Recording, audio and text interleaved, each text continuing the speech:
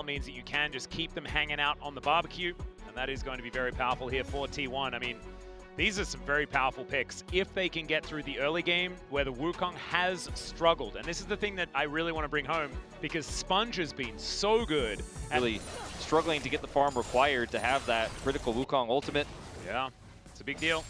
Scout, speaking of which, does have his Shockwave available, as Owner is going to come on over and we'll be starting off this dragon. Carrier's moving up. FaZe and Carrier got a really nice trade onto Taeyun moments before, and that's going to be just enough space. Oh, max range hook to come through as there's the Boomerang Blade. Barrier comes out on both sides, but it's Taeyun that's in trouble. He has to flash, and Carrier just finishes him off. FaZe is going to turn up once again as Lehens realizes that maybe he taught FaZe too much. Oh, if you know, you know. Oh, the flash is kind of cute. As Shockwave, he walks back into it, and Scout gets the solo bolo. That is definitely not one for the Faker highlight reel. As Lehens, this one's not on his either. Yep, that's not for the Lehens. I like going for the play, though, as this a little bit less fun, as the hook is going to miss there from Lehens. Meanwhile, Sponge looking for a little bit of a fight towards T1, but I don't know whether he really wants that, as he's looking for now the knock-up. Does manage to land that third Q as there's a public execution. It is going to be feats of warfare to T1, but can they stay alive in the fight? Carrier limping his way out of there as the Emperor's Divide from Faker is going to find Scout, but he limps out, and he's going to survive. Hail of arrows, not quite long enough, and it's Kingen that takes down Faker there. Such a frustrating game here for Faker. I mean, you watched the replay just moments ago as FaZe. There is the engage from Carrier, finds the quickness as Taeyun. Oh man, not long for the world as FaZe now realizing that Lehens doesn't really have much more that he can do. Chains of Corruption comes through, and no Titan's Wrath is going to help him there as damage. And so going to be able to mitigate whoever he is going to be meeting up there. As Empress Divide going to push Kingen back. There is the public execution, but I just don't know whether it's going to be enough here, as Kingen not even able to dash his way out. Faker gets his revenge. Yeah, and I said Faker's not necessarily going to be in that hole and that deficit for a long time in this game. Well, that's certainly going to help him get out of it, as Owner does end up helping him pick up a kill here, his second of the game, and he has free reign on that top side. No one can answer this until Kingen respawns, so he might even grab a plate. And even though he doesn't have his Nashor, he does quick work of it. Now the Shockwave to come in is now Sponge is going to make his little entrance here. Oh, the save though from Carrier! And Sponge is delivered. It is going to be an equalizer onto Scout as well, but Lehens will show up. My God, Carrier, what an incredible play. Huge save there. I thought Doran's ult was surely going to be enough to take Scout out. It's not quite. He did not have his ult during the dive. He just got it right after Carrier's save there, as Taeyun is probably in trouble. He does get the spell shield, but there's Chains of Corruption, and down goes the Siva. You can see it on the player cam, but very calculated there. Yeah. Sponge also looking for a bit of a fadeaway, as the Sand Soldier's coming over. A little bit frustrating there. Sponge unable to hit those. The Dragon has been taken, so we don't need to hard force here on either of these squads, but yeah, Owner rotates over. He knows he has, with no Shockwave there, an opportunity to ult. Oh, possible engage angle here onto Carrier, who goes down to 50%. Remember, he's the Rakan though, so he is so slippery. Quickness comes on through as now Lehens will be able to flash his way out. Owner immediately follows him. The blast cone takes him the wrong direction as now Sponge has found so many of them. FaZe able to flash the wall, but there's Triumph. Razor thin those margins. But I think if Owner doesn't chase for the kill there onto Lehens, that looks very different. Yeah. Impressively done there by Sponge, as Faker going to find another Emperor's Divide onto Scout. Teleport to come on forward here, as Scout does get the cannon. That is certainly good news. Scout without the Shockwave available though is just going to get solo killed by Faker, who is getting a lot of revenge. He certainly is. Taeyun, no spell shield now. FaZe has his ult back up, but he's in trouble. Yeah, public execution comes down and pays. Remember, he represents a lot of money, but it's not going to be taken just yet. Kingen, unfortunately, didn't realize that the whole squad had turned up. Yeah, okay. That ended up being what looked like for a moment a pretty risky situation for FaZe, but everybody was there to help him out. Equalizer dropped. Yeah, there's another grand entrance onto Lehens as well, who does get shielded up. Not quite enough there though, as Taeyun now finding some autos. Does have that ulti running. There's the cycle. And I mean, now we're starting Dragon up here. TP from Doran with the equalizer at the ready. Yep, we're going to go wide there as there's the knock up onto Lehens. Still, he has the depth charge. Could be pretty dangerous, as with Kingen in the area, it's quite scary as well. Equalizer goes down. Man, that's so much damage onto Taeun, who's just held in place forever, as Owner is going to be able to take down the Sivir. Massive amounts of the team's damage is now gone, but Sponge is still alive as Doran gets ripped apart. Now, can Sponge find some more resets in this fight? It looks like they're not even going to go for it. There's just no damage here. As I've seen this fight before, it's exactly the same one, as Hook this time is going to connect onto Pays, who had a spell shift. 4-man shockwave out of Scout, as Faker is going to avoid it, but the rest of his team are now lying in the river. Faker now realizing he has to go for it, but he doesn't have the Emperor's Divide. Sponge trying to find the angle, and Faker will go down. 4 members of Nongshim still up and at him. They just can't get past Sponge. Pays wants to get a snipe onto Lehens. He's not able to do it. But Sponge, I think, might just be able to be enough frontline here. Taeun has to play back, has to play careful. It's still going to be a bit of a 50-50 here as Pays is moving in. They need to go for it. Lehens flashes in. The depth charge goes down. It is going to be Lehens falling, but Pays just gets dunked. Such a close one. Is I'll hold him and you punch a Mulan quote? Yeah, I think so, actually. Yeah. Wow. That was a deep cut, Wolf. I like it. Yeah. Keeping it Disney. I don't know why, when I said it, I didn't think of it, but yeah. Yeah. Check it out. More content on Disney+. That is, we have to admit, from the old one. Unless they redid the quote in the new one. I don't remember. But Arakan, now getting started here by Nongshim. This is always dangerous, especially into T1. Yeah, this as is Owner has stolen so many of these away. Really, really big fight here for Nongshim. Scout can TP in, Doran as well. Connects there from my hands as he gets the knockout public execution. They really want to kill Faker, but he finds the ulti, and he's able to take down my hands. There goes Kingen as well, and into the back line goes Carrier. You start a fight with the goat. You best believe you need to finish it, as the shockwave is there from Scout, but it is not enough. And now it's Arakan on the menu for T1. A lot of dashes. He does have the ulti. Gonna look to dash 4 times away from Owner here. Just some Ambessa things, but I don't think he's going to be escaping because the Cyclone holds him in place, and Faker will tag him with that Ryle's Crystal Scepter. Carrier now looking for the angle, and he will be able to find it onto Sponge. Owner turn. Taeun has to back away, go home. He's resetting and heading back in now, but they have no vision on the Baron pit whatsoever, and Taeun? Yeah, Sponge in a lot of trouble as he is just going to get taken out. Faker's there with the damage. 7, 3, and 2. Now on his famous Azir. As Lehens, he has to flash to get himself out of there. There's a bit of a courtesy orb shield. I don't know why I said Taeun instead of Sponge, but Taeun has been caught by a few of these jump-ins. Yeah, I can understand why you default to Taeun on that one. All right, T1 on this Baron, Kingen on the flank. Oh, is this he has to find the right World's angle, MVP, Kingen? Faker doesn't have his ult anymore. He's trying to make the big play, gets on top of Faker yet again. The equalizer goes down, and Kingen has to go past it in order to escape. This Baron is down so incredibly low. Can Nongshim still find a team fight? That's the question. His Owner says absolutely not. Scout's in trouble, and Owner is so low, but he's still able to survive. Pays looks for it, finds the hail of arrows, and they get the Baron and also eradicate Nongshim from Summoner's Rift. All right, Baron plus second dragon of the game here on the menu for T1, but their focus is rather than the dragon, the retreat, and also prevented any sort of follow-up there from Nongshim, from Doran. Oh, Doran, I don't think he noticed Sponge was there for a few moments, and I think Doran's really, really dead. He is going to go golden, and there are teleports coming in. Never mind. Carrier to the rescue one more time. And Emperor's Divide is going to miss. Umbral Dash is pretty good as Sponge gets a bunch of health back, but Faker's Sand Soldiers, my goodness, the damage. And T1 are going to be able to clean up this inner turret as well. I think Owner can pretty comfortably just head over to the Dragon if he wants to. I like how they just stayed in the redemption anyway. Yeah, might as well. Kingen wants to come over for the punish. He's a little bit slow, though, and it looks like they're just going to head straight to Dragon. Yeah, Command Dissonance coming on through there as Owner is at full health. Doran teleports back in again, but he's also now going very, very low. Kingen does get exhausted, and you can imagine he is pretty tired with the amount of work that he's had to put in. Decent hook to come on through there. His equalizer down one more time. Good knock up as Carrier's engage gets denied, but Taeun now finds himself in a very awkward spot. Gets targeted there by Pays. Dentley hanging around. It's just going to be really rough. As Taeun looking for a couple of autos, gets sped up with that Command Dissonance. All right, here comes potentially the last push of the game. If anyone dies here for Nongshim, it's just the end of it. T1 will win game 1.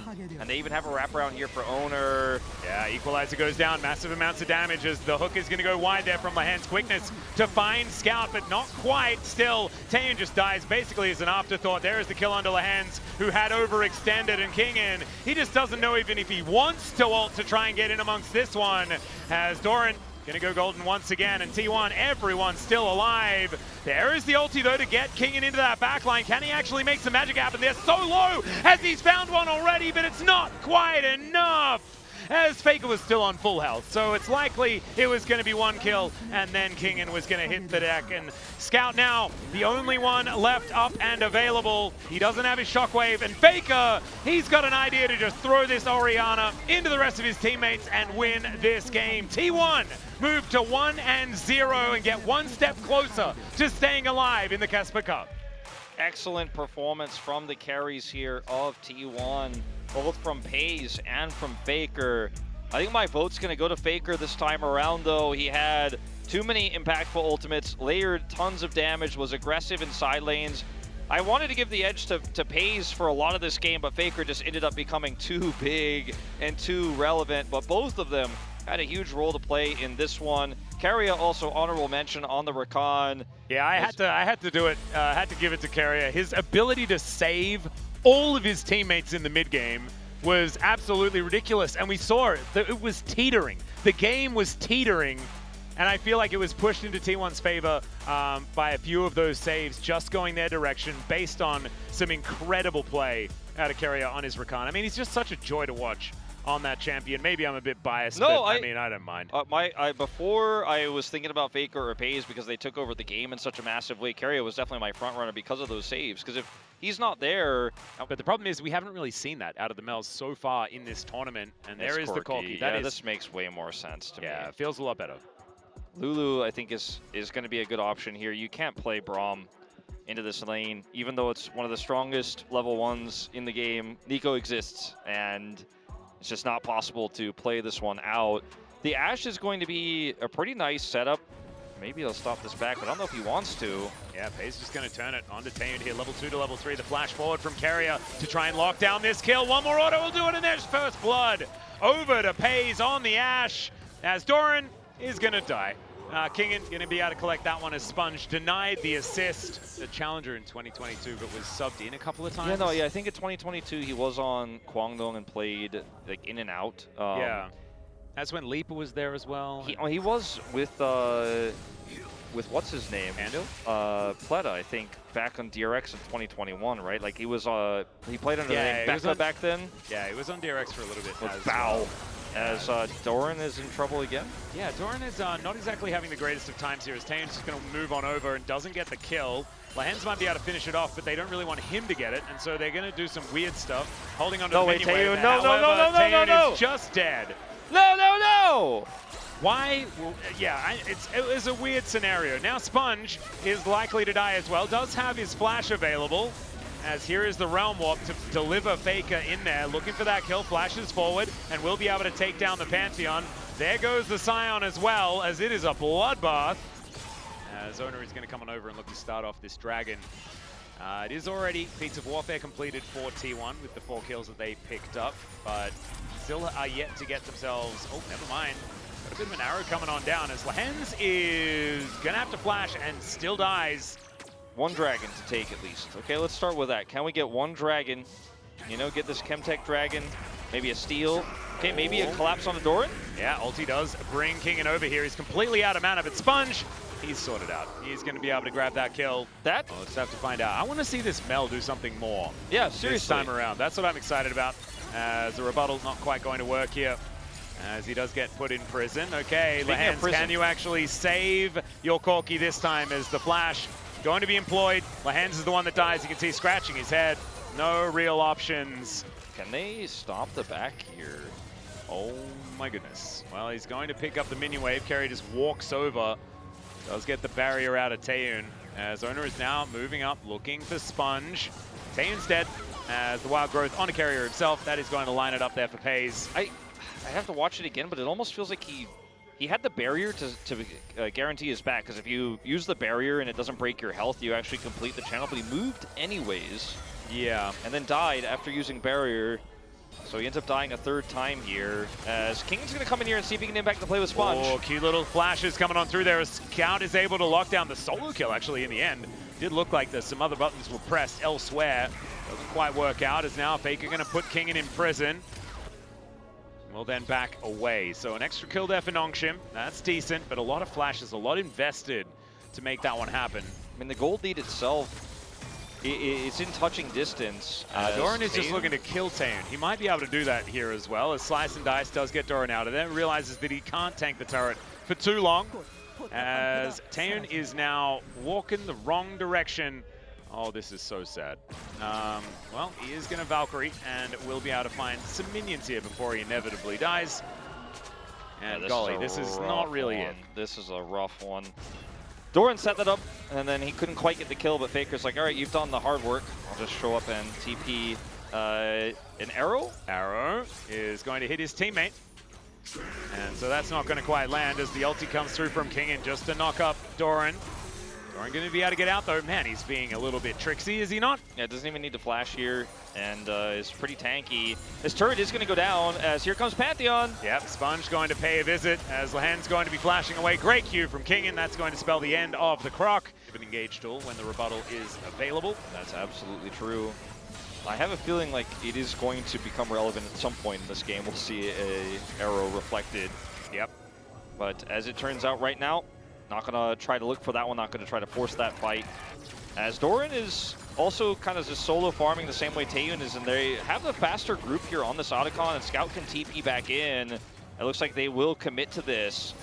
This is a big gamble from Nongshim, but it could put them back in the game if they win this fight. Kingen also going to be able to cut off this rotation. Yeah, big teleports come through as Doran has made his way down. Kingen gets on in there. There's the flash forward. Wild Growth is good. On to Pays as Taeun just trying to exist on this map and gets flashed after by Owner. Meanwhile, there's a great Pop Blossom here for Lahans. Where's the follow-up though? But boom goes the Dynamite as Scout is making this Mel work. Another snare comes in as Owner is in execute range. He's going to blow up as well. As the triple comes through from the Mel, but it's not quite enough, as it's only Kingen left alive here. Look at his items. Scout is like close to a death cap here after that exchange. It's kind of obscene what he's able to put together, as now back into the fray once more. Otacon take two, as Taeun's in the mid lane. Not sure about that, because they do want to be fighting for this one, I could imagine. I don't know if he does damage, though. Yeah, Carrier also in a little bit of trouble as in goes Kingen. Finds the angle here as the Otacon is going to be taken there by Owner. It's another Pop Blossom as Lahens gets amongst it. And Owner is going to follow up, manages to take him down. Taeun is an afterthought. Kingen is dead. And that is so much money over to T1. Pays just having a good time kiting around the zombie. And that is going to be soul point over to T1 after also taking the Otacon. Man, I don't really even understand what the play was here by Nongshim. Yeah, I think they really just thought, oh man, Scout. Yeah, Owner goes in on top of Scout here, and yeah, he just almost filled his death cap, but it does not matter at all. Maker is in the mid lane. Yeah, Faker. Sponge is looking to try and take down Faker. Pays is just free hitting on the other side though. He's able to take down the Pantheon as Q goes wide there from King, and Taeun needs to be really careful. He cannot go close to anyone on T1, otherwise he is just going to explode. As there's the volley, Pace is kiting like a madman. It's gorgeous to watch as the arrow is going to fly by. It looks really cute, but the Zombie Scion going to do nothing. Pace playing right on the edge, and it's working so far. Scout once again in a whole lot of trouble without very many friends as his base is in tatters. Mid lane inhibitor going to fall first. We check a look at the total damage dealt. And Scout is trying to kill Doran with some help from Sponge. Well, Doran is going to at least get on top of Scout. Does find the snare as Scout is going to get chopped in half. Oh no! Doran is now looking to try and kill Sponge as well, and the arrow going to connect onto Taeun. Pop Blossom is there. Taeun trying his hardest, but it does not matter. Pays is going to take down his former mentor. Let him have a chance. Come on, let Taeun play League of Legends in 2025. Well, no, maybe he'll have a chance in 2026, Wolf, but not this year. As T1 are now going to close in on the Nexus turrets to keep themselves alive here at the KeSPA Cup. There is a very cute little polymorphed Kingen, but he is immediately dead and the Nexus turrets are now going to fall. I feel like FaZe is just having a really good time in this series, and this game especially. 25-8 the kill score as T1 will take down Nongshim 2-0 and stay alive at KeSPA Cup 2025. T1 came in as the favorites in this final matchup here in the lower bracket, and they showed, especially in this second game, just why. Dominant performances from the bottom lane. Keria picked up player of the game in game 1. He or Paze, I think, deserve a shout for game 2. Yep. Doran was collapsed on right. They tried to turn the crocodile into a purse to get some money, but that one dive on the bottom side where the aggro wasn't juggled correctly and Taeyun died was really the back-breaking moment. For the rest of the game, it was Scout just trying to get money, just trying to get relevant. He got that one Otacon team fight win, and then he was never seen again. Yeah, it just didn't quite work out there for Nongshim. Wasn't their day, but we knew that it was going to be a very difficult matchup for this squad. T1 so incredibly strong. I feel like they've kept stride since swapping Gumayusi for Paze.